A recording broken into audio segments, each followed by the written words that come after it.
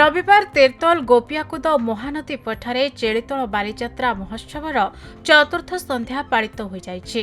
तेरतोल विधायक रमाकांत भोईଙ୍କ सभापतित्व मुख्य अतिथि भाव जिला बीजेपी सभापति प्रताप मिश्र इस संध्यार सभा को उद्घाटन करथिले।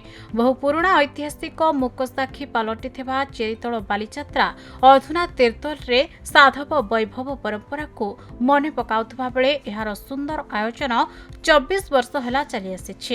बंदरर साधव पुओ माने जाभा सुमित्रा भली देश को जाई वाणिज्य कारोबार करुथिले।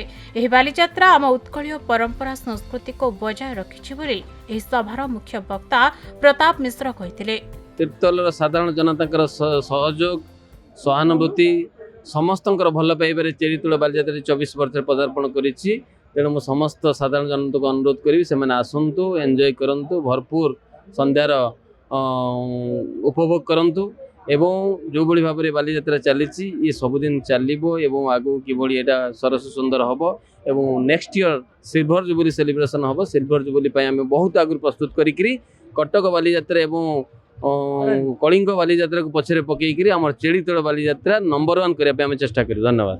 अनुष्ठान मेला महोत्सव आम समस्त को एकीभूत करे आम जातिर यात्रा को अधिक रुद्धिमंत करे।